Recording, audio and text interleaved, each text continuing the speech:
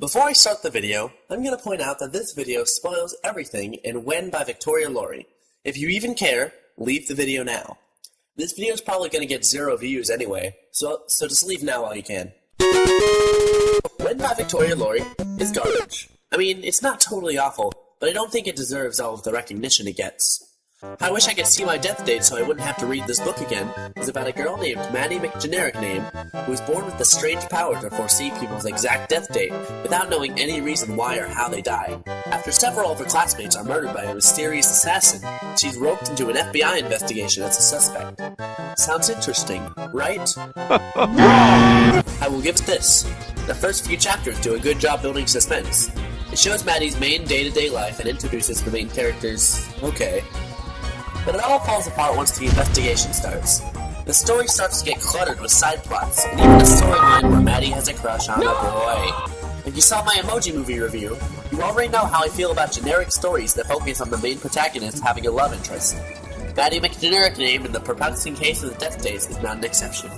From then on, the horribleness of the book becomes an exponential function that slowly gets worse and worse as it peaks in... What's the opposite of quality?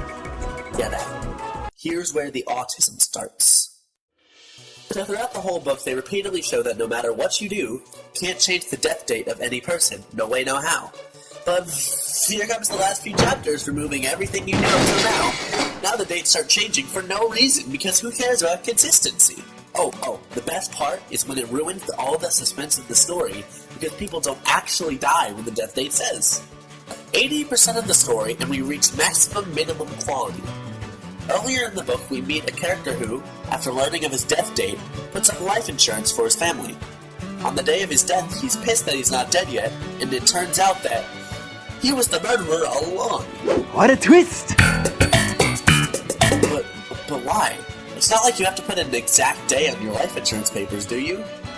I don't know, I'm not an insurance master. And then, when he tries to murder Maddie, for some reason, what a coinkydink, he gets shot in the last minute of his death day. That's not predictable at all. The whole scene is unnecessarily violent and a huge juxtaposition to the rest of the book, which has a chilling and mysterious tone. Then, in one last act of atrocity, the final chapter takes everything the book had built up and rips it in half. As it turns out, our story has a happy ending. Remember the trauma Maddie has to deal with since her mother is so close to dying? Just kidding, she's okay.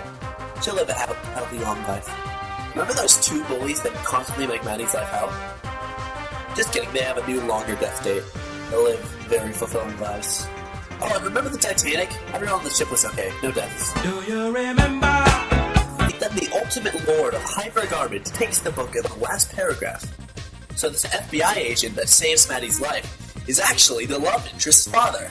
Then, okay, you guys ready for this? This will make you cringe.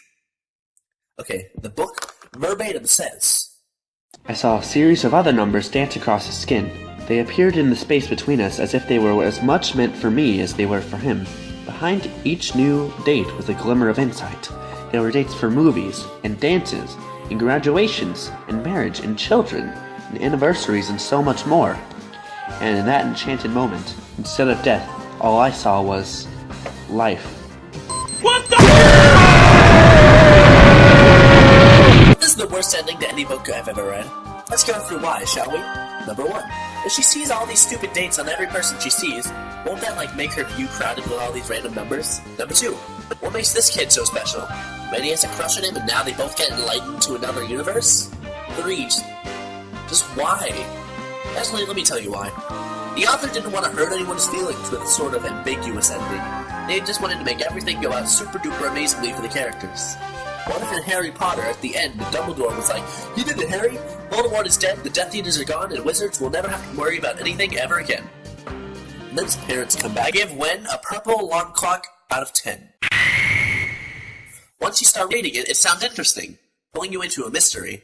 But once it gets cluttered with side stories, love interests, and a horrible ending, it hits you.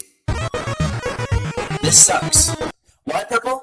It's a slate gray that sort of shows an enigma that could turn into something great, mixed with a bright, hot magenta pink with a sickeningly sweet tone towards the end. It also fits with the whole time thing, lol. This book sucks. The end. Get out of here.